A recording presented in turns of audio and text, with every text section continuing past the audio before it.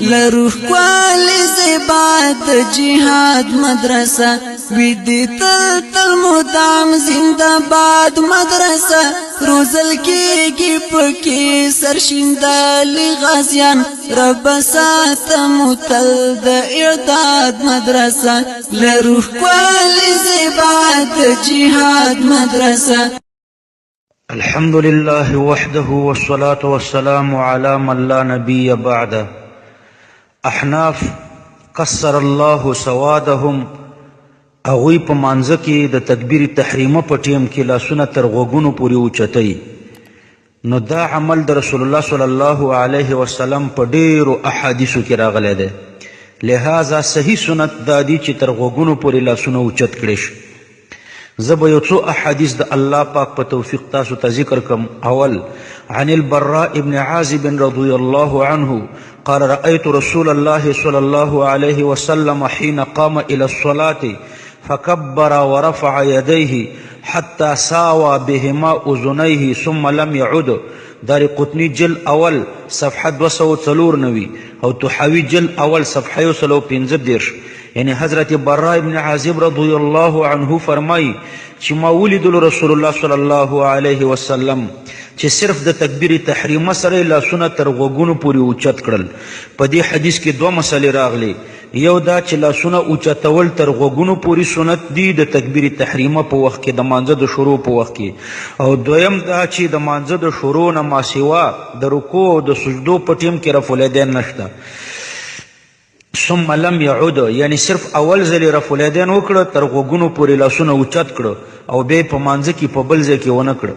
دویم حدیث، عن البراء بن عازب رضي الله عنه قال كان النبي صلى الله عليه وسلم إذا كبر لافتتاح الصلاة رفع يديه حتى يكون قريبا من شحمتي أذنيه. تحاوي جل أول صفحة 122 أو صفحة 113 او دار قطنی جل اول صفحه 300. ابو داود جل اول صفحه 109.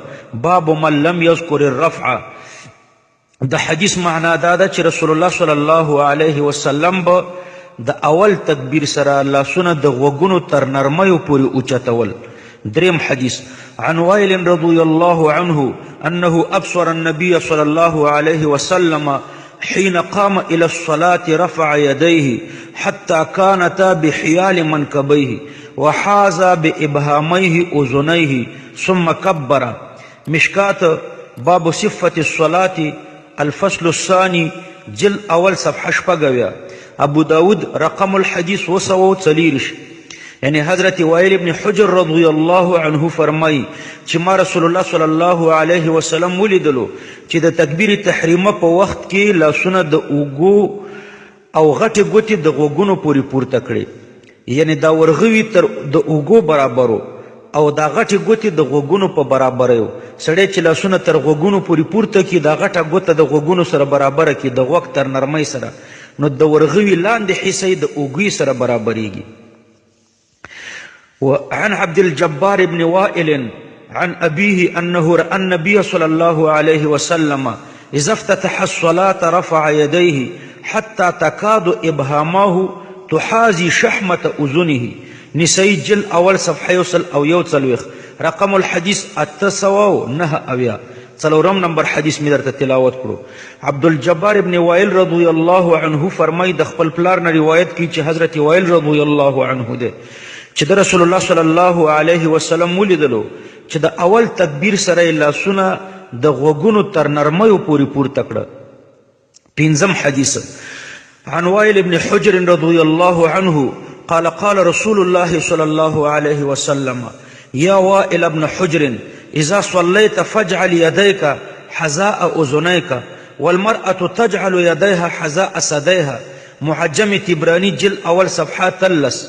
ان رسول الله صلی الله علیه وسلم فرمایل چې سړی به د غوږونو پورې او ښځه به د تیونو پورې لاسونه پورته کوي. عن وائل بن حجر رضي الله عنه أنه رأى النبي صلى الله عليه وسلم رفع يديه حين دخل في الصلاة كبر وصف همام حيال أذنيه. مسلم جل اول صفحه 1 او 3. یعنی حضرت وائل رضی الله عنه فرمای چې ما رسول الله صلی الله علیه وسلم ولیدلو چې د اول تکبیر سره لاسونه اوچت کړل او الله اکبر ویلو. د حدیث دراوی همام بیان دی چې رسول الله صلی الله علیه وسلم تر غوږونو پورې لاسونه اوچت کړل.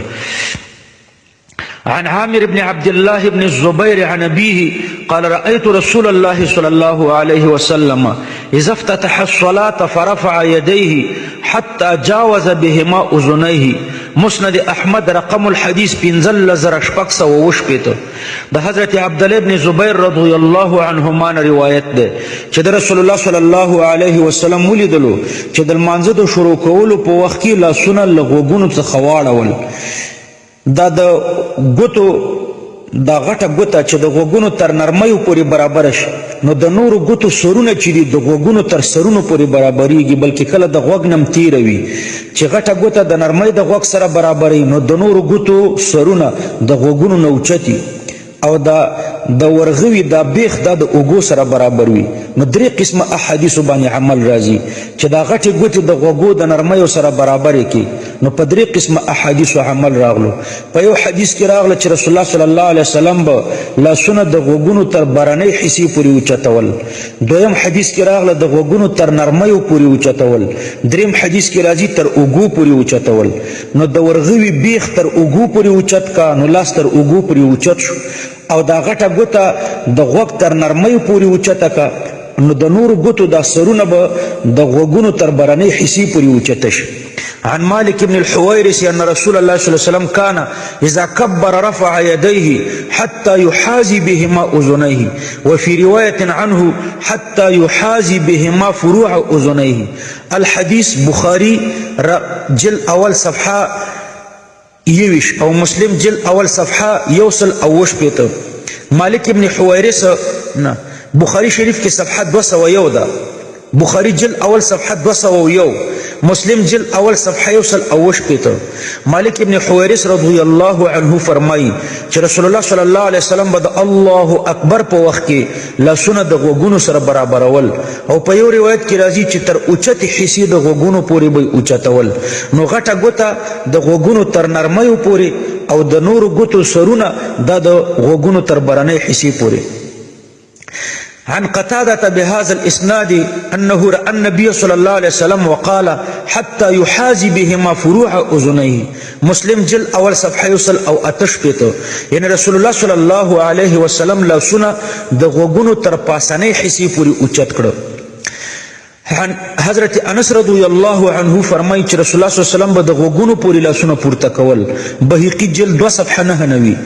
امام بخاری په جزء رفع الیدین کې روایت راوړی دی. فرمایي عن حمید بن هلال قال كان اصحاب النبي صلى الله عليه وسلم اذا صلوا كان ايديهم حيال اذانهم. صفحه 2.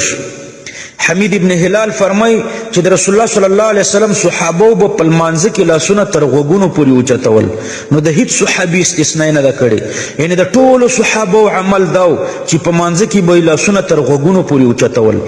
عن عبد العزيز بن حكيم قال رأيت ابن عمر يرفع يديه حذو أذنيه في أول تكبيرة افتتاح الصلاة ولم يرفعهما فيما سوى ذلك. موتا امام محمد صفانه یعنی عبدالله ابن عمر رضی الله عنهما به صرف د اول تکبیر سره لاسونه د غوږونو پورې اوچتول. په دې حدیث کې دوه مسلې راغلي. یو دا چې د لاسونو اوچتول صرف د مانځه په شروع کې دي، په بل ځای کې نشته. دویم دا چې هغه تر غوږونو پورې دي. عن نوائل بن حجر قال قلت لأنظرن إلى رسول الله صلى الله عليه وسلم كيف يصلي فنظرت إليه قام وكبر ورفع يديه حتى حازتا بأذنيه. الحديث وائل ابن حجر رضی الله عنه فرمای چې ما وویل د ځان سره چې زه به د رسول الله صلی الله علیه وسلم ته ګورم چې دی څرنګه لمونځ کوي.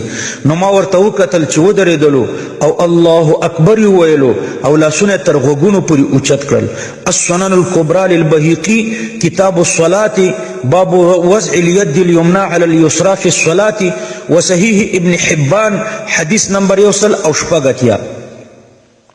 علامه طیبی رحمه الله فرمای چې کله امام شافعی رحمه الله مصر ته راغلو نو د څخه پوښتنه وشوه چې د تکبیر تحریمه په وخت کې به لاسونه تر کوم ځای پورې اوچتېږي نو هغه ورته جواب ورکړو چې ورغوي به تر اوږو نو د ورغو دا بیخ به تر اوږو پورې برابري او غټې ګوتې به تر نرمیو د غوږونو او د ګوتو سرونه به تر پاسنۍ حصې د غوږونو پورې پورته کوئ ځکه چې په بعضې احادیثو کې د لاسونو اوچتول تر اوږو پورې راغلي دي او په بعضو کې تر نرمیو د غوږونو پورې راغلي دي او په بعضو کې تر پاسنیو حصو د غوږونو پورې راغلي دي نو امام شافعي رحمه الله په درې واړو روایتونو عمل وکړو چې ورغوي تر اوږو پورې غټې ګوتې تر نرمیو د غوږونو پورې او د ګوتو سرونه تر پاسنۍ حصې د غوږونو پورې اوچتې شي نو په درې واړو احادیثو به عمل راشي امام نووي رحمه الله فرمایي چې زمونږ او د جمهورو طریقه د لاسونو د اوچتولو دا ده چې تر اوږو پورې په داسې طریقه اوچت کړئ چې د ګوتو سرونه د غوږونو د پاسنۍ حصې سره برابر شي او غټې ګوتې د غوږونو له نرمیو سره برابر شي او ورغوي د اوږو سره برابر شي او همدغه مطلب د هغې خلکو دی چې هغوی وایي چې لاسونه به د اوږو سره برابروي او په دې طریقه امام شافعي رحمه الله د احادیثو په مابین کې تطبیق راوستلو او ټولو خلکو خوښ کړو دا د امام ابو حنیفه رحمه الله مذهب هم دی نووي شرح مسلم جلد اول صفحه 158 باړه کې ما ترجمه کوله نو ما په ترجمه کې دا خبره ذکر کړه چې وابیان د حدیثو نه منکر دي د اهل حدیث په جامه کې منکرین د حدیثو دي نو یو وابي او نصیبین امید سحر ما تراغلو وای زموږ د کم حدیث نه منکر یو ما تاسو د خواهش نه چې خلاف د ټولو نه منکر یې و یو مثال خو ما ته ووایه نو ما ورته ویلي چې درې قسمه حدیث دي په بعضې حدیثو کې تر اوږو پورې د لاسونو اوچتول راغلي دي په بعضو کې تر غوږونو د نرمیو پورې او په بعضو کې د غوږونو تر پاسنۍ حصې پورې موږ خو په درې واړو عمل کوو ځکه چې غټې ګوتې د غوږونو تر نرمیو پورې برابرې کړو نو د ګوتو سرونه د غوږونو تر پاسنۍ حصې پورې برابرې شي او د ورغوي بیخ تر اوږې پورې برابر شي نو موږ خو په درې واړو عمل کوو او ما ورته تاسو وابیان په یو عمل نه کوئ بعضې وابیان تر اوږو پورې لاسونه اوچتوي نو چې تر اوږو پورې لاسونه اوچت کړه دا د غوږو والا حدیث پاتې شو او د غوږونو د برنۍ حصې والا حدیث هم پاتې شو نو دوه قسمه احادیثو باندې تاسو عمل نه کوئ بلکې دشمني ورسره کوئ نو منکر حدیث بل څه ته وایي